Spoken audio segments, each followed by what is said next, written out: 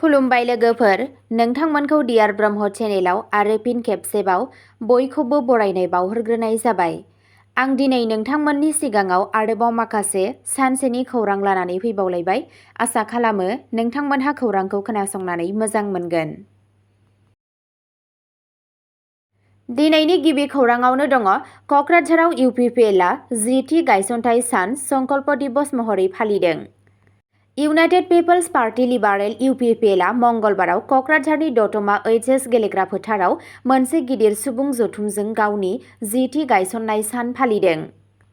संकल्प दिबस थांखि सान महरै फालिजानाय बे हाबाफारियाव बिटिआरनि रोजा रोजा मददगिरिफोर, दोलोनि मावथिफोर आरो दैदेनगिरिफोरा बाहागो लादों। इउपिपिएलनि आफादगिरि आरो बिटिसिनि गाहाय मावफुं सोद्रोमा सिएम प्रमद बर'आ दोलोनि फिरफिला बिर होनायजों रंजानाया जागायजेनो। बिथाङा ओनसोलारि जौगाथाय आरो गावखुंथायनि थाखाय पार्टीनि रादायखौ रोखा खालामदों। आसामनि मन्त्रि इउजि ब्रह्म, एमपि जयन्त बसुमतारी, एमएलए लरेन्स इस्लारि आरो जिरन बसुमतारी, बारग' एमएलए हेमेन्द्र नाथ ब्रह्म आरो आइजो गांखंनि आफादगिरि प्रतिभा ब्रह्मजों लोगोसे गोबां गागि दैदेनगिरिफोरा बाहागो लादोंमोन। इउपिपिएलनि नेहाथारि राजकुमार नार्जारिया बिजेपिनि दैदेनगिरिफोर, गुबैयै आसामनि गिबि मन्त्रि हिमन्त बिश्व शर्मा आरो रायजोनि आफादगिरि दिलीप शइकियाखौ गोख्रोङै सोंखारिदों। बिथाङा बिसोरखौ बिसायख'थिनि मुलाम्फानि थाखाय बिटिआरनि राजखान्थिखौ बाहायनाय आरो बिसायख'थिनि उनाव गोमालांनायनि दाय होदों। दिल्ली एबा दिसपुरनिफ्राय बिटिसिखौ सामलायनो दानाजा। नोंथाङा बिसायख'थिनि समावल' फैयो, उनाव नों बहा थांगोन? नार्जारिया सोंदोंमोन। बिथाङा धोरोमनि सायाव बिथा खालामनानै बोखावनाय राजखान्थिनि बेरेखायै सांग्रांथि होदोंमोन आरो बुंदोंमोन दि बिटिआरआव रावबो गोहोआ इउपिपिएलखौ फेजेननो हाया। नार्जारिया 6थि फारियाव शइकियानि बावैसो बिबुंथिखौ सोंखारिदोंमोन आरो बेफोरखौ संबिजिरारि नङि आरो गोजोननि थाखाय खहागोनां होनना बुंदोंमोन। बेवहाय रावबो सेथि एबा नैथि थाखोनि नोगोरारिफोर गैया। बिजेपिनि दैदेनगिरिफोरा संबिजिरखौ मोजाङै फरायनांगोन होनना बिथाङा बुंबावो। फैबाय थानाय बिटिसि बिसायख'थिनि सायाव फोथायनाय दं होनना नार्जारिया दाबि खालामो दि इउपिपिएल दोलोआ खमैबो 25 मासि देरहागोन होनना फोरमायनायखौ मिथिनो मोननाय जादों। नैथि खौराङाव दङ हाग्रामा महिलारीआ बिटिसि बिसायख'थिनि थाखाय गिबि बिजाथि फारिलाइ फोसावनायनि उनाव मथनगुरियाव बिपिएफनि मावथिफोरा रंजाखांदों।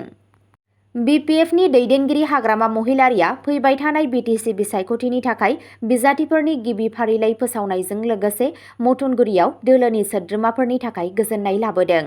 बेगम अख्तरा आहमेदखौ मथनगुरिनिफ्राय बिपिएफनि बिजाथि महरै फोसावनाया रंजानायखौ जोनोम होदों, जेराव मददगिरिफोरा हाग्रामा महिलारी जिन्दाबाद बायदि स्ल'गान होदोंमोन आरो गोबां अनजिमायाव ज' जादोंमोन। खौरां बिजोंजों रायज्लायनायाव अख्तरा आहमेदआ बुंदोंमोन दि बिथाङा बियाबनि आबुं जौगानायनि थाखाय खामानि मावगोन। बिथांजोआ सुबुंफोरखौ बिपिएफनि मावख'आरि नेरसोन नांगोल नेरसोननो भट होनो खावलायदों। बिथांजोआ आसामनि गिबि मन्थ्रिनि बावैसो मथनगुरि दावबायनायखौ मुंख'दों, जाय बिसायख'थियाव ओनसोलनि गोनांथिनि इसारा होदोंमोन।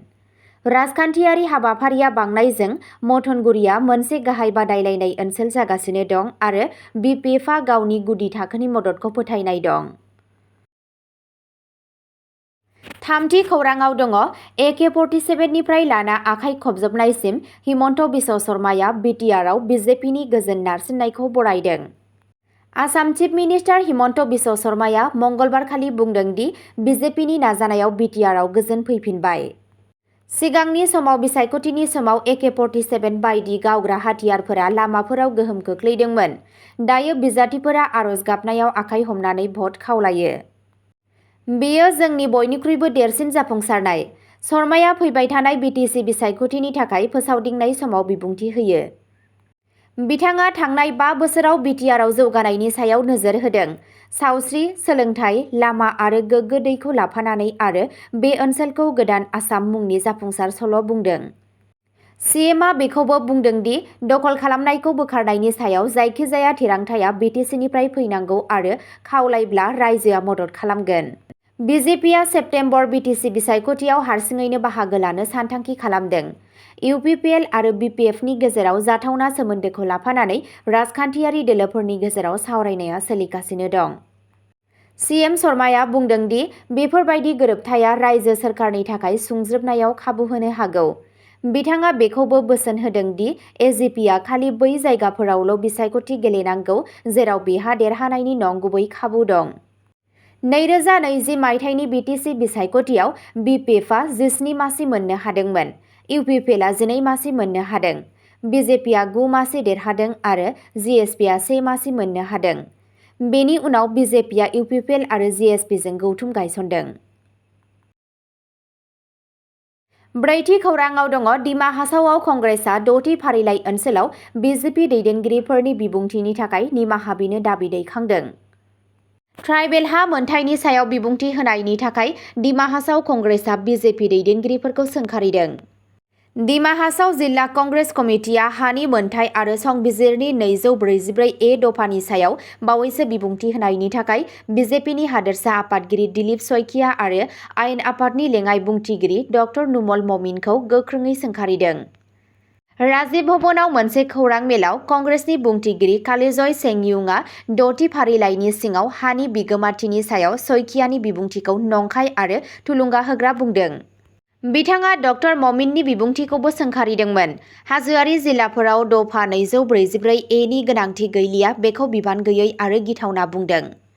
सासे हारिसायारि दैदेनगिरि महरै ड ममिनआ साबसिनै मिन्थिनांगौ। बिथांनि बाथ्राफोरा हारिसाफोरनि लुबैनायफोरखौ दुखु होयो होनना सेंयुंआ बुंदोंमोन। बिथाङा दाजाबदेरदोंमोन दि बेफोर बिबुंथिफोरा 6थि फारिलाइ आरो दफा 244A नि थांखिनि बेरेखा, जाय हाजोआरि हारिसाफोरनि मोनथायफोरखौ रैखा खालामो।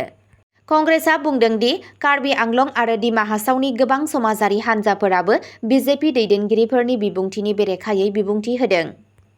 पार्टिया सयखिया आरो ममिन सानैनिफ्रायबो रायजो-राजानि सिगाङाव निमाहा बिनो दाबि खालामदों आरो हाजोआरि जिल्लाफोराव गासैबो राजखान्थियारि आरो नोगोरारि हान्जाफोरखौ हारिसाफोरनि हा आरो संबिजिरारि मोनथायफोरखौ रैखा खालामनो थाखाय खौसे जानो खावलायदों। 5थि खौराङाव दङ प्रमद बर'आ कक्राझाराव गाहाय सोलोंथायारि आरो हारिमुवारि मावथांखिफोरखौ बेखेवदों। बड'लेण्ड ओनसोलाव सोलोंथाइ आरो हारिमुवारि जौगाथायखौ मोनसे गेदेर थुलुंगा होनानै मानगोनां गाहाय मावफुं सोद्रोमा सिएम प्रमद बर'आ मंगलबाराव कक्राझाराव गोबां गोनांथार मावथांखिफोरखौ बेखेवनानै अन्थाइ खाम्फा गायसनो। फकिराग्राम फरायसालिमायाव सिएम बर'आ गोदानै जौगाहोजानाय खुंथायारि ब्लकखौ बेखेवदों। गोदान ब्लकआ फरायसालिमानि हाबाखौ साबसिन खालामगोन आरो फरायसा आरो फोरोंगिरिफोरनि थाखाय मोनसे साबसिन सोलोंथाइनि आबहावा होगोन होनना मिजिंथिनाय जादों।